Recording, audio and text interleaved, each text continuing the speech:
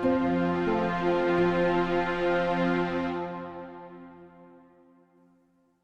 are receiving a great deal of interest on Investor News right now surrounding the rare earth sector, but doesn't seem to be translating to the market. Constantine, what is going on with the rare earth market? Are you seeing the same trends happening from your perspective? Well, hi, Tracy. Um, there's never a dull moment in the rare earth industry, and yeah, there's all kinds of trends that it seems that the trends that were apparent in around the end of 2023 have continued into 2024. I think we're seeing a continuing slide in prices, primarily for neodymium and praseodymium, which hurts the industry and hurts all the players because that's where most rare earth producers make money. I think that will, I'm a little pessimistic for the near term. I think that will continue for all kinds of reasons that we could get into it. And also, I think there is a continuing interest in developing new deposits, new production, refining capacity, especially outside of China, for good reasons and bad reasons. But you know that the interest continues, and in my view, this is when prices are down and valuations are down. This is where you spend capital to buy things and to do things on the cheap as much as possible, and you take advantage for the good times when they return, because they will invariably return like they always do. It's a cyclical industry. And those trends are with us, have been with us for 3 decades, and they'll be with us for at least another 3. Jack, I'm certain you have something to add. Do you agree with what Constantine has said, or would you like to disagree? No, I agree, except that I think that the low prices may be here for a while, because the principal producer in the world is China. And China's having a very bad time economically right now. And it has nothing to do with rare earths. It has to do with the way they organize their economy. And the rare earths are just reacting to this as Chinese internal demand goes down in a period where China had announced, and nobody here pays any attention, that they would double their capacity in rare earth permanent magnet production by the year 2025. In other words, in 11 months. They're well on their way to doing that. The magnet producers in China are building enormous increases in capacity. But right now, with the Chinese economy down and Chinese people not interested in buying expensive items like cars, they've been burned so badly by real estate. I just think that since China produces, in ore anyway, maybe 70-80% of the world's rare earths, and certainly in magnets over 90%, they continue to produce. They need to sell things, so the prices here are not going to go up anytime soon. I don't know when, but Constantine made a good point that I'd like to expand on just for a second. This is the ideal time for real mining and real processing companies to get into the game, because right now you can buy, you can attempt to buy raw material sources on the cheap. I don't mean buy the raw materials. I mean buy the sources, buy the mines. And this is an unusual opportunity for just a very few clever businessmen to get in at the bottom. Of course, you need capital, but some businessmen have the capital. And as far as processing goes, I've never thought it was such an arcane topic. The reason people don't build processing in the West is there's nothing to process. So to take a flyer on building processing takes even more nerve than taking a flyer on buying raw materials. Anyway, all this is happening, and low price is driving it. I as you know, I'm not an investment advisor, but I would be very, very cautious of people who aren't producing anything. Constantine, would you like to add anything to that? Because again, we're seeing a great deal of interest in the public market sector, and of course, prices and things that make sense don't always equate with what's happening on the market. Yeah, I think there's always a disconnect between reality versus expectations. So I think there are two, and I agree with Jack. China continues to be the driver. Where perhaps we disagree a bit as to what is really going on in China. The Chinese consumer has not stopped buying. China grew at 5% last year, or at least that was they hit the official target. I would have been shocked if they hadn't. Um, and where the problem is that the main consumer of rare earths today, the magnet industry that feeds the electric vehicle production in China, because China produces more than half of the world's EVs, it's not growing as fast as people thought it was going to grow. It's growing, but not as fast. So that has created a problem between inventories and actual production and demand. So I think we are in a little bit of pain in the near term until the inventories get corrected. However, we also saw very recently an increase in mining and production quota awards in China. I think this is a signal that the Chinese government is sending to the world that the Chinese domestic industry will need more rare earths. And that will be met, that increasing demand will be met with additional mining and additional refining in China and abroad. However, in the near term, I think it does create a little bit of an excess, further excess of supply over demand. And Jack and I are in agreement then that in the near term, and perhaps in Jack's view, a little longer than the near term, prices are going to continue to be under pressure. Because Jack, you obviously want to add something to that?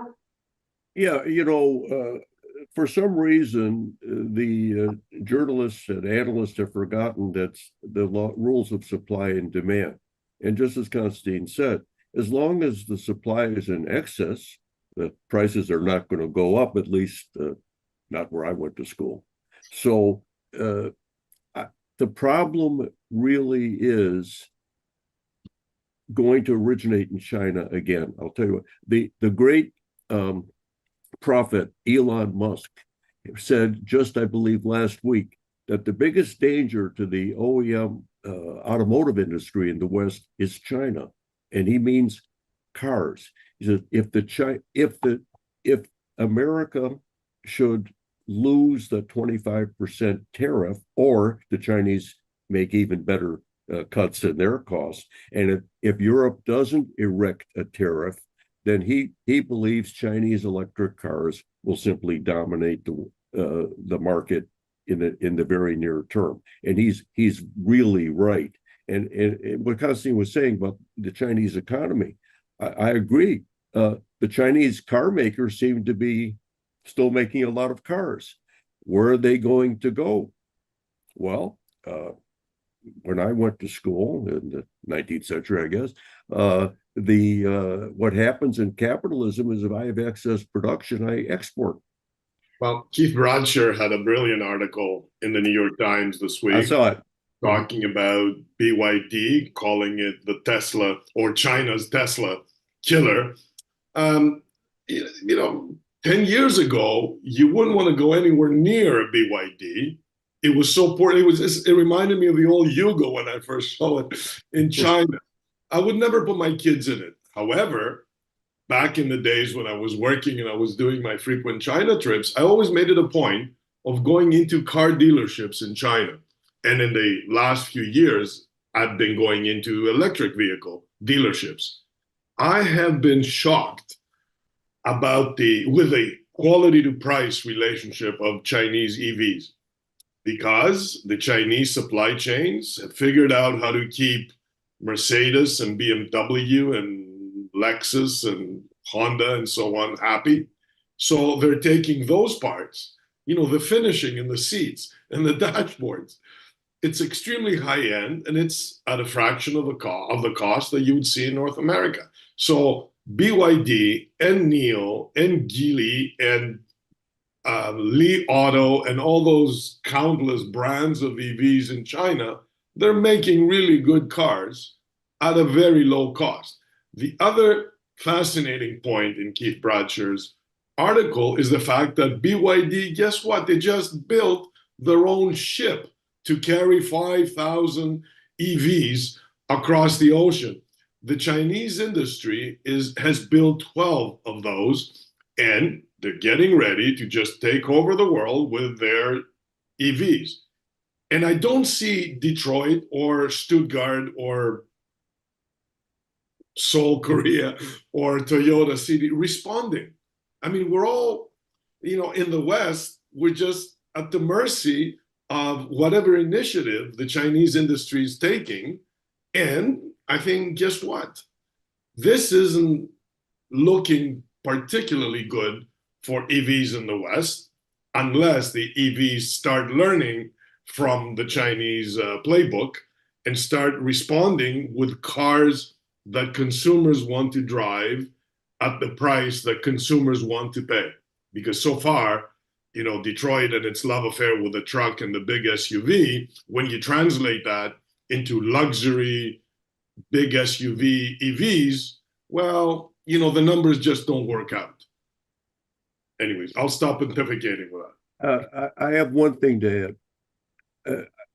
I also noted that article by Bradshaw. And what struck me is something that I've seen several times before. BYD makes 70% of the components of its cars internally. Okay. So does Volkswagen. And both of them, Volkswagen just announced they're going to make the electric motors for their powertrains for EVs in-house. They're building a factory in Hungary just to do that. BYD already does that. General Motors is repurposing a factory to make electric motors, drive motors for cars. All of them need rare earth permanent magnets to build those motors. But the thing here is that in America, 35 years ago, 30 years ago, everyone made their own components. General Motors had Delco, Chrysler had Mopar, Ford had, Fomoco parts. Okay, they all controlled their components. The cycle of capitalism in America did away with that. To just-in-time supply from outside suppliers because they could squeeze outside suppliers. They couldn't cut costs anymore inside. Now, the car companies are all going back to that. But is there time enough for General Motors, Ford, Stellantis, etc., I'm just talking American market, to do that in time? Yes, they can make motors. They need magnets to make motors. They don't know how to create a magnet industry, the car companies. And they're very resistant to learning. They remind me very much of the U.S. Department of Defense. So let's jump right in here then. So at some point, the Chinese are going to do what they do regularly, which is make an announcement that they're missing a critical mineral. And then all the stocks in that particular sector look like a hockey stick for approximately 3 days and then return to normal. What is happening with the magnetic materials in general on the planet? I mean, where should investors be looking? We drew a lot of attention recently to the Middle Eastern interest in Africa competing with China. Constantine, can you talk to that? Where should investors be looking? Well, that's a tough one, and I'll preempt my comments by using Jack's comment earlier. I'm not an investment advisor. I know what I like. I'm a patient investor personally.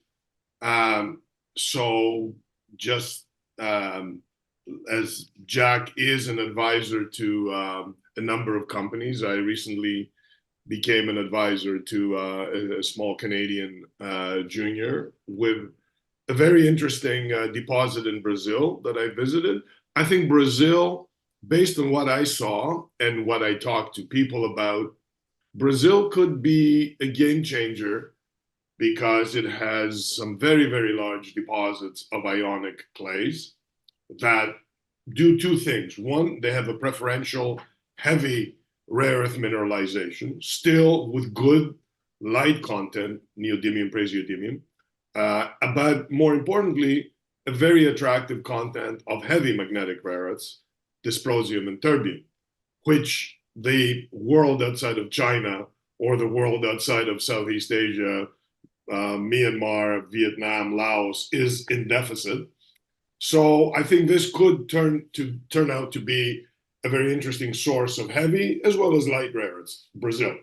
The ionic clays themselves are amenable to a much easier extraction of the rare earths as well, and that also means lower cost extraction of the rare earths, as long as you're careful how to do it and you don't make a mess like the Chinese South China clay miners did, creating all kinds of damage to the environment to the point where the central government had to step in and shut everybody down. And those miners moved over to Myanmar and Laos and to a lesser degree, Vietnam as well. So I think if Brazil plays its cards right and the companies that are exploring in Brazil and developing projects in Brazil, one of which has been commissioned at Serra Verde, then I think Brazil could be a game changer. So if I were to put, and let's face it, I put in a little bit of my own money into the projects that I advise. I mean, I hate to advise without any skin in the game. So I do like Brazil in particular. Brazil has its own challenges, red tape, etc., but they're getting it. They're learning the game. They've created some of the biggest players in the world in tantalum or niobium, CBMM, and iron ore. So they know how to create global champions. And I think the various levels of government in Brazil are applying some of those lessons to the rare earth industry in their country. So I'd keep an eye on Brazil because it could be a game changer. And of course, that was the catalyst. One of the catalysts for doing this interview today was that I noted 3 world-renowned experts in the rare earth industry had all joined the advisory board for Appia, rare earths, and uranium. Jack, can I ask you why you joined this advisory board? Yes, I have to more than agree with Constantine. I've been looking at heavy rare earths, ionic clays for some time, and I believe, based on what I know about the non-Chinese heavy rare earths, that Brazil is the new font of material for the Western world. And quite frankly, the interesting thing about Appia's numbers are so high compared to Southeast Asia, it's incredible.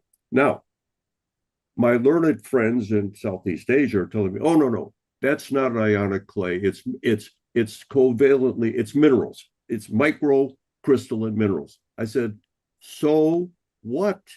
I said, the grades are so high that if you have proportion ionic clays and minerals mixed, you can extract with simple materials, ammonium sulfate, and you can use sulfuric acid to get the rest. The cost won't be important here because the dysprosium terbium levels are so high, as are the neodymium, praseodymium levels. I think, and I'm not a guy who says this very often. I think Appia is absolutely a home run, and that doesn't mean there won't be others, but the one I'm focusing on is Appia because they asked me to look at this, and I was astounded by what I think are the grades and the extent of the field. Looks like it's ionic clay. It's great. It's been tested, I believe, for extraction, and it's a winner. So this is the United States and Europe have exactly no sources of heavy rare earths, none. Okay, so if we don't get them from a friendly place, we're screwed, and as are the Europeans. The problem with Brazil is political. It's not environmental. One thing, these clays have very low thorium and uranium. I don't even see it measured. So that's not an issue. But Brazil is a big country. It's a modern country, 200 million people. They have a lot of politicians. There's a stampede into Brazil. Mm-hmm. There's all kinds of absolutely solid projects. As I mentioned earlier, Serra Verde announced the commissioning of its plant, and now they've entered production.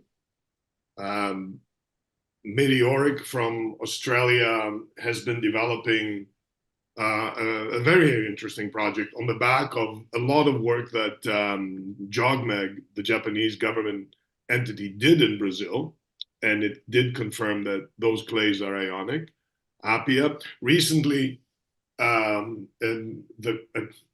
company owned by the home office, the family office rather, of an Australian billionaire bought a whole bunch of concessions in Brazil, some of which are ionic, some of which are not. But as I said, there is a bit of a stampede. And since Jack mentioned thorium and uranium, which continues to be the boogeyman in the rare earth industry, and if you're not careful, it will bite you badly. As a lot of our friends in the rare earth industry have found out, you have to talk about energy fuels as well, because energy fuels has acquired an asset in Brazil, a heavy mineral sands asset, which contains a lot of monazite, which is, for me, one of the best possible sources for magnetic rare earths, as well as a lesser source for heavy rare earths. And Energy Fuels is only one of the very few companies in the world that can deal with uranium and thorium. I mean, after all, that's their business. And in fact, when you look at all the companies in the industry, their stock has done better than others simply because of their exposure to uranium, which is doing really well.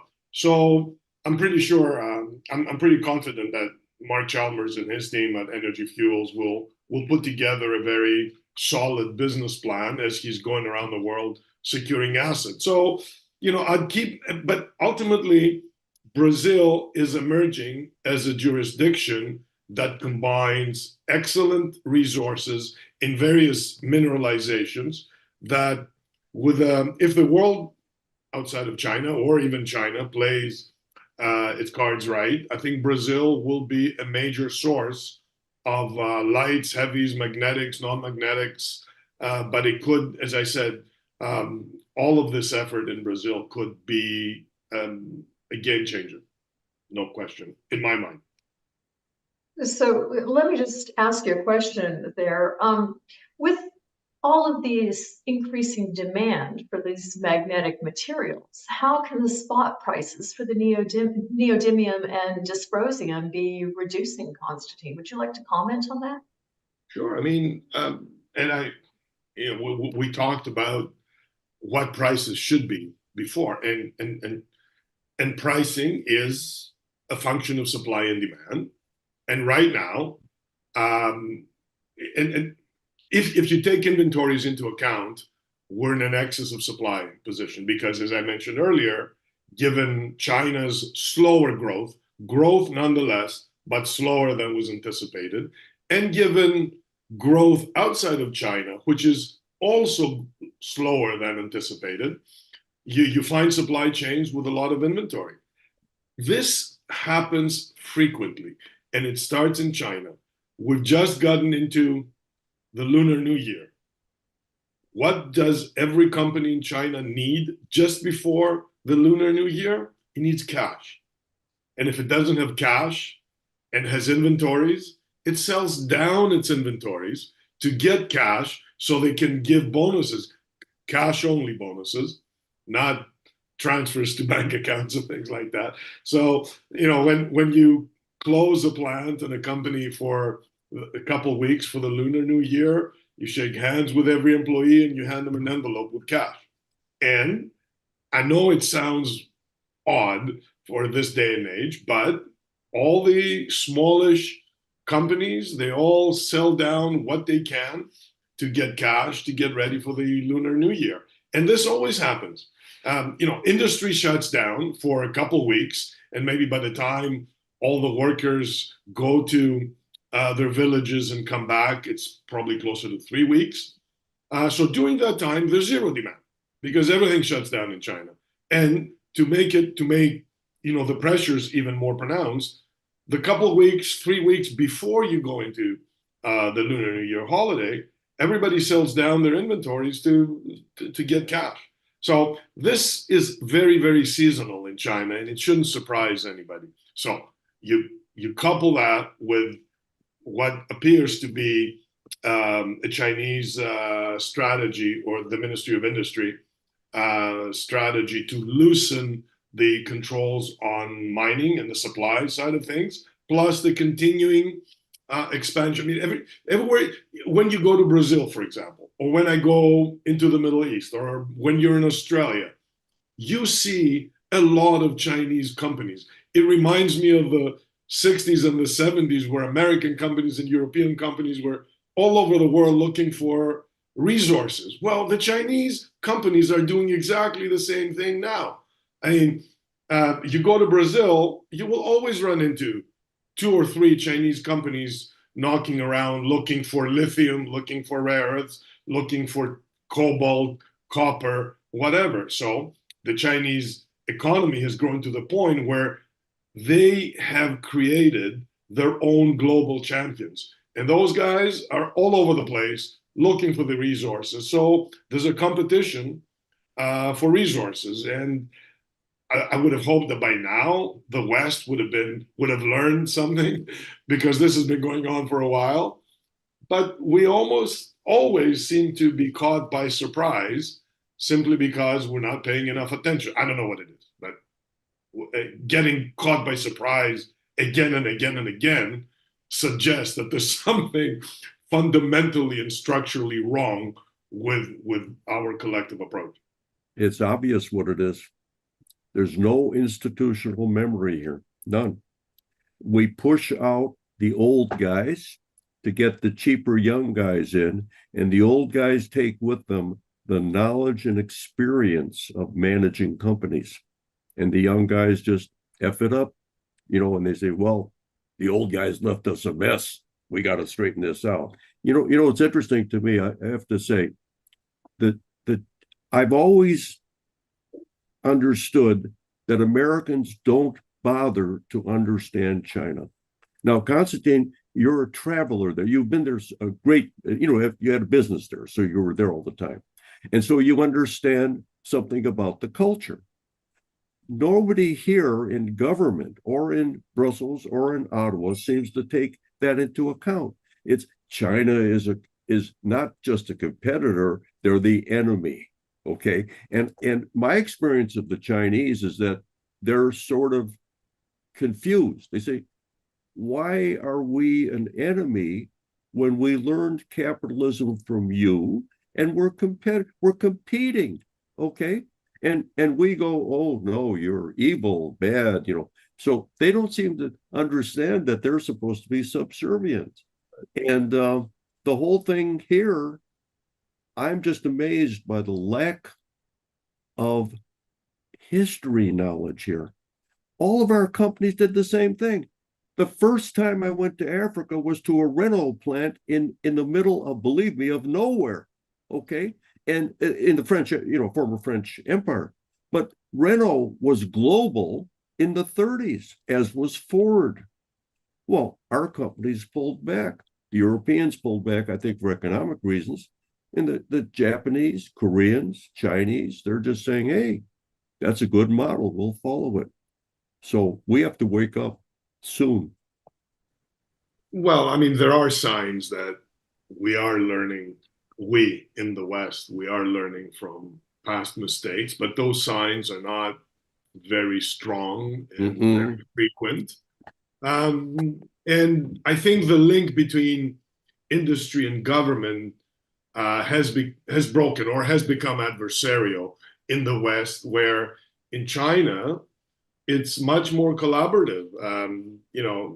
On my last trip there, I was reading articles about the government encouraging EV producers and EV supply chains to invest abroad so they can continue the dominance of the industry. So you see investment in Mexico, for example, by Chinese companies, and I don't think they're ready to come into the States yet, or, well, a little less so into Canada, but they will ride the EV gravy train for a very long time, and they will be extremely difficult to dislodge from that leadership position. And government is helping them along in terms of, economic structures, incentives, making their life easier, access to cheaper power, access to lower carbon footprint power, all those things that sometimes in North America, we think, it's socialism. Well, maybe it is, maybe it isn't, but right now, our system is, especially when it comes to power generation, alternative power generation, and electric vehicles, is playing catch up. And as I've said in our interviews before, the Chinese are excellent students of history, and they learn from their mistakes. And we need to do a lot of the same thing. We need to understand that history behind the development of certain industries.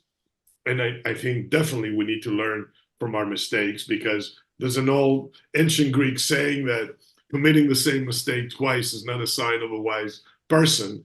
And I think in the West, we have collectively committed the same mistake more than twice. So what does that say about us? But regardless, again, I'll stop my pontificating here. Japan. It was about a decade ago, Constantine, that you told me that I should be paying more attention to the Japanese market when it came to the magnetic materials market. Would you like to comment on their role in all of this right now? Well, the biggest company in the magnet industry outside of China is Shin-Etsu. They have, I think, responded brilliantly to the Chinese challenges. So what did they do? They built a very large magnet facility in Vietnam on the back of magnet recycling, metal making, alloy making. So they're fully integrated in Vietnam. And that allows them to compete on cost and quality, because in my view, I put my biases on the table, the best magnets in the world are made by Shin-Etsu and perhaps Hitachi, but Shin-Etsu is clearly in the lead. And they have a cost structure with their base in Vietnam that is now cost competitive with the lowest cost producers in China. So I would keep paying attention to what the Japanese supply chain participants are doing in this field, because Shin-Etsu is not going to give up.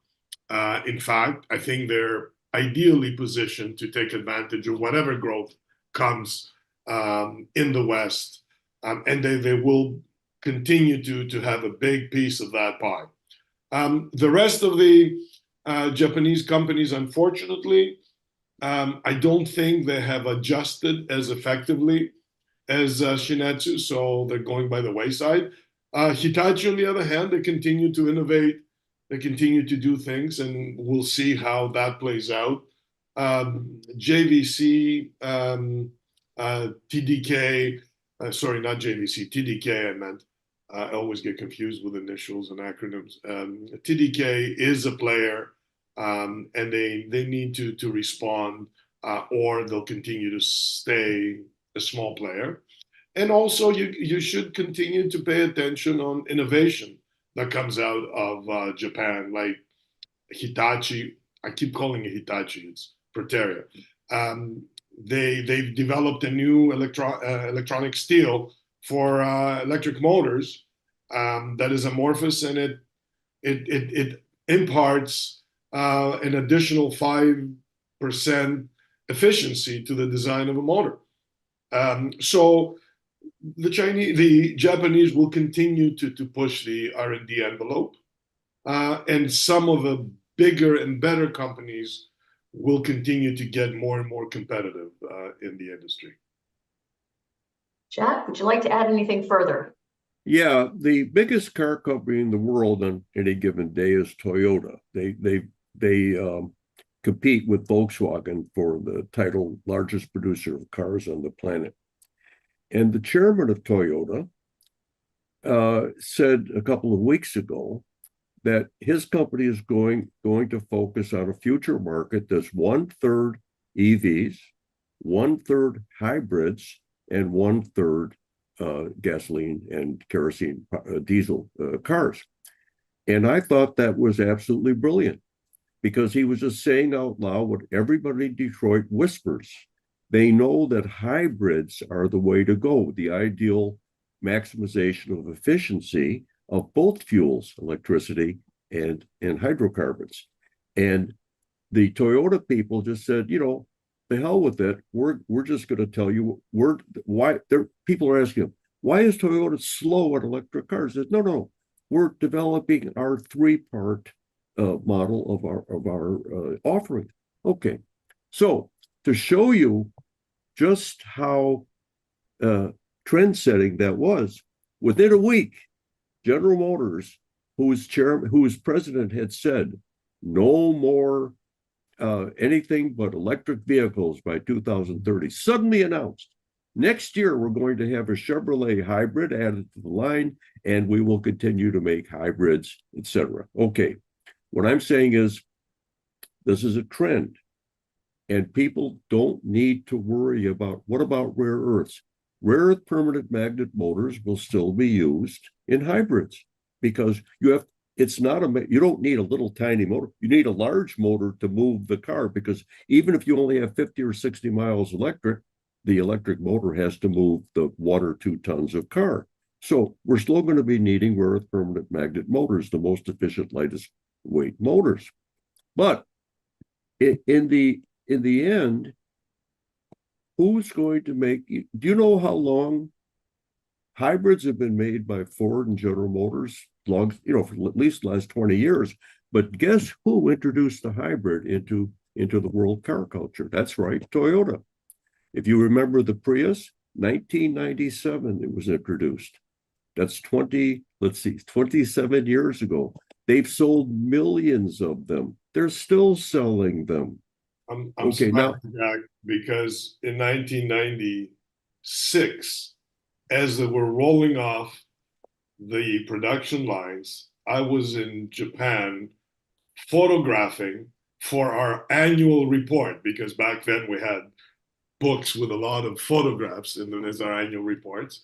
One of our partners in Japan, Nippon Yttrium, we were supplying yttrium 4 or 5 nines to them, and they were turning into 6.5 nines yttrium oxide, and they were supplying the Panasonic Toyota battery joint venture, the nickel metal hydride battery, and that battery is what was going into the Prius. So we did a photo shoot for the first generation Prius that was owned by the CEO of Nippon Yttrium, a lovely Japanese man, Mr. Kano. And that continued.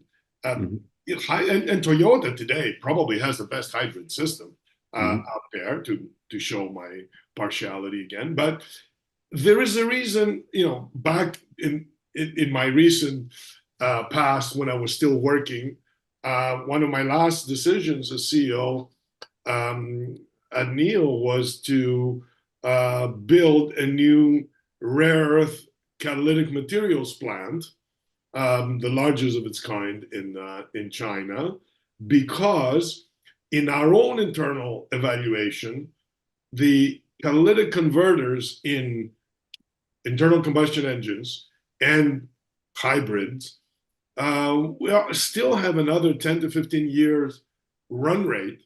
And there's a lot of demand that will come from those cars. And let's be cynical about it. The fundamental reason, to quote the former CEO of Umicore, that 3-4 years ago over dinner, we're talking about, well, is everything going electric? And our conclusion was no, because there is no way that the infrastructure, and Tracy, I've made this point before in our conversations, the infrastructure in the world, the mining infrastructure, the resource extraction, the refining, the supply chains, that this is the industrial part of the EV infrastructure, is not going to develop fast enough, and it will take trillions of dollars of investment.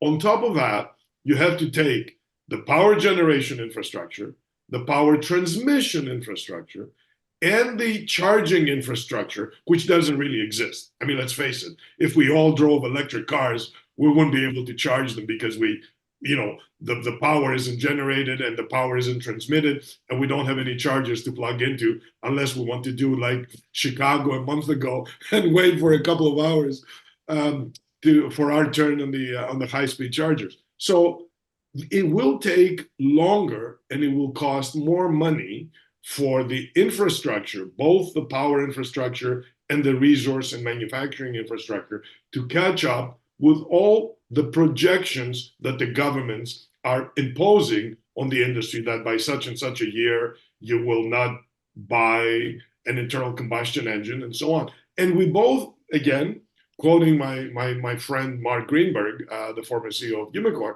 we both felt that the natural bridge technology to an eventual electric future is hybrid. And that will take 15 years, 10 years, 20 years, something of that order of magnitude. And naturally, the Japanese have been at the forefront, and the Germans have caught up, and there's some very attractive hybrids coming out of Germany as well. And now North America is responding. So because government is not moving fast enough, and the industry is not moving fast enough in order to meet all the requirements for an eventual electric vehicle future. Can I add one thing, Tracy? Absolutely. I was told that, and I remember this, International Harvester, which few of you remember, used to make cars. They were called Scouts. They were the original competitor to the Jeep. Okay. And in the 1980s, the engineers at Harvester came up with the idea of a hybrid. They made a hybrid Scout, but nobody was buying a Scout. It was, I had friends who had Scouts, and they were in love with them. They wouldn't give them up, but they stopped making them. Well, Toyota bought a license for the technology. That's, I was told, how it started. Okay. And by the way, your 1996 photos, remember, in 96, they were making 97s. The model year was 97. So I was right. It was 97 when they introduced them. But in any case, notwithstanding that, this technology came out of the West, and as usual, we didn't pay attention to it. I'd like to thank both of you for joining us today to give us an update on what you're seeing happening with the rare earth market, specifically in the magnetic materials. Thank you, Jack. And of course, as always, thank you, Constantine. Thank you, Tracy. Good to see you, Jack. Peace.